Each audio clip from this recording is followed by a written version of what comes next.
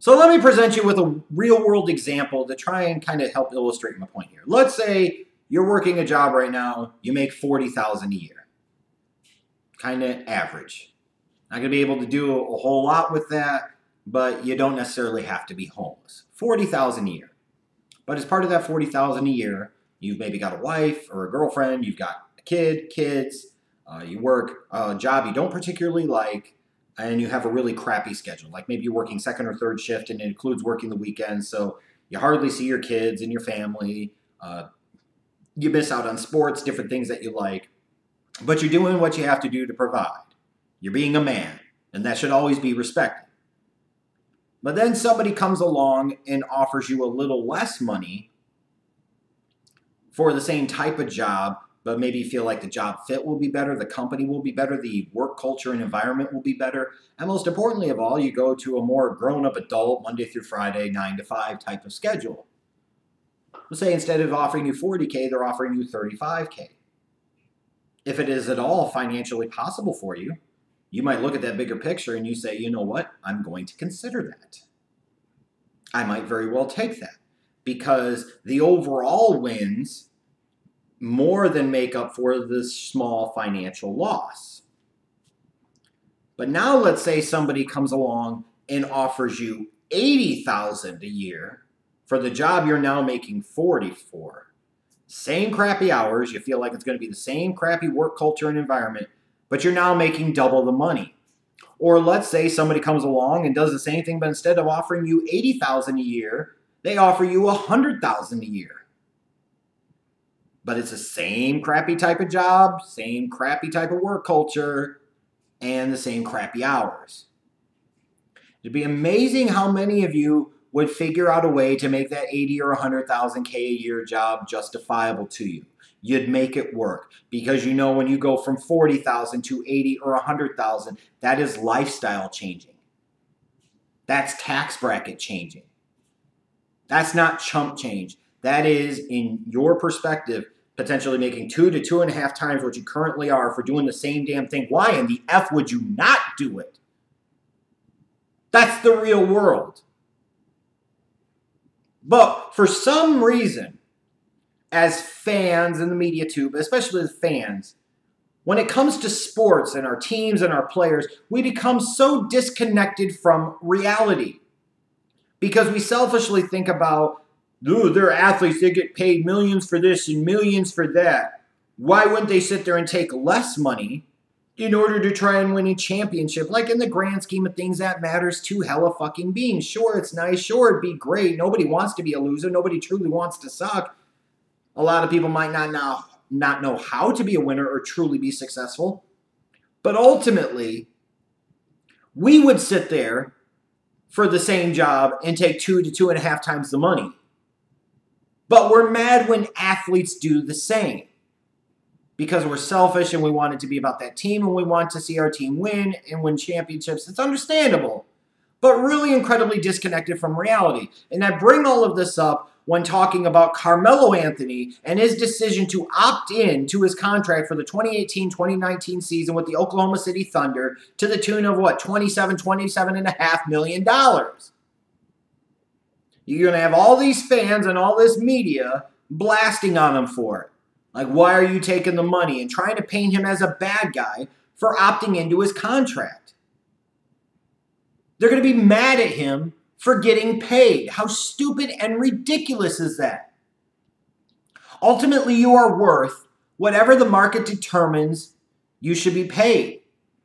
And the New York Knicks previously gave him a contract that gave him the ability to make this much money. The Oklahoma City Thunder traded for him in part knowing that this could be a possibility. Do not begrudge the guy now because he wants to get paid. Because when you look at it from Carmelo Anthony's perspective, this is his last chance to get a truly massive payday. Nobody in the future is ever going to come close to giving him $20 million, let alone 25, or in this case, $27 million. He'll be lucky to get anything over the mid-level exception in the future. So because we think Carmelo Anthony at this stage of his career should be chasing championships and titles to validate himself as a Hall of Famer. Dude's already a Hall of Famer. He was a star for years. He's put up massive numbers. He's going in. We're asking him to potentially turn down $20+ million for the right to do so. That makes absolutely no damn sense whatsoever. Especially because while Carmelo is somewhat in decline, he's not at the end of the rope of his career. He's still got a couple of years left. Sure, there's a disconnect in his own mind in terms of the reality of what Carmelo Anthony is now versus maybe what Carmelo Anthony should be on a really good or championship contending team. There is a massive disconnect there. But we should not be knocking Carmelo Anthony for wanting to get paid $27+ million to play the game next year. Why should we be expecting him to sit there and take a pay cut that could lead to him making half as much, a third of what he did, a fourth of what he did, a fifth of what he did, or even less? If we had anybody in our lives expect that out of us, we'd probably try to distance ourselves from them real quick, because we'd say, you're absolutely insane, you moron. There is no way in hell that this job that I'm getting paid $40,000 for, I'm going to sit there and take a pay cut to $20,000 because the hours are better? Fuck you. No way. I'm going to want to get as much money as I possibly can. Because when people say money can't buy happiness, bullshit. There are a lot of rich people that have smiles on their faces. Not all of them, surely. Many of them maybe don't. But a lot of us could do with a lot more money. Money makes the world go round, period. All that other bullshit you hear, all that other crap can walk. Because it's the money that talks and walks in this damn world. Carmelo knows he's never getting that money again, so why wouldn't he? He was able to get the leverage previously to be able to say to the Knicks, I deserve this much money over these many years, and an organization was stupid enough to give it to him. That is not his fault. That is the Knicks' fault for giving him the contract. That's Oklahoma City's fault for trading for him, knowing that this was a potential possibility. They had to know it was. I applaud Carmelo Anthony for getting every fucking dime that he can. If you can get it, get it. Next year, you hit free agency, then you can go championship chasing. You can go try and play with LeBron, or you can go try and play in Houston with Harden and Chris Paul. You could go then. Because the market's not going to give you that same type of contract ever again. So why, as sports fans in the real world, would we never ask anybody to do something this stupid, but we get mad when an athlete does? We should applaud these guys for being able to get their worth. We should applaud these guys, even through our own jealousness and bitterness about how much we can't get paid compared to these guys. We shouldn't try to bring them down and hate them for it. We should applaud them for it. We should encourage them to do so. Because in the grand scheme of things, when you play in the NBA, you are ultimately playing to achieve a certain lifestyle. You want to be a star. You want to make a shit ton of money. Yeah, maybe you want to win championships. That's all fine and good. But you never have to win a damn thing and make a crap ton of money. See Stephon Marbury, Antoine Walker, and so many others. You don't have to win a damn thing when you are a featured player and still get paid a shit ton of money and enjoy the rest of your life very comfortably financially and be able to do whatever the hell you want. That's what Carmelo wants to do? Good for him. Screw anybody that sits there and knocks him for getting paid. Screw anybody that sits there and suggests that he shouldn't take as much money as he possibly can. Because if you were in that same position, you can't really tell me with a straight face that you would leave $20+ million on the damn table. And if you say, well, he's got a shit ton of money, how much more money does he really need? It's not just about need. If he wants to get it and he's earned the right to earn it, why in the fuck shouldn't he be allowed to earn it? Get your money, Carmelo. Legacy my ass. Who cares? Get paid. You can worry about that legacy crap later.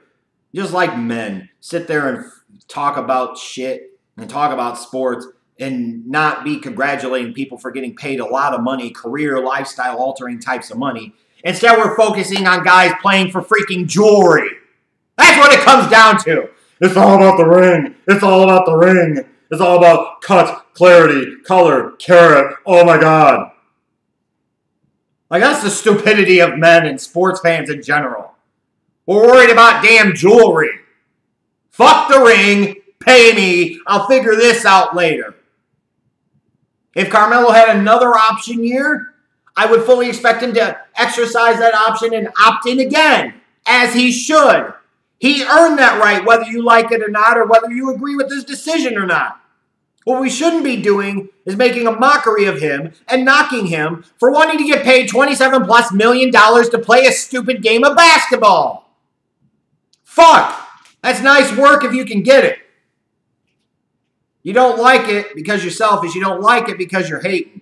Truth is, if you were in his spot, I guarantee, you would do the same damn thing.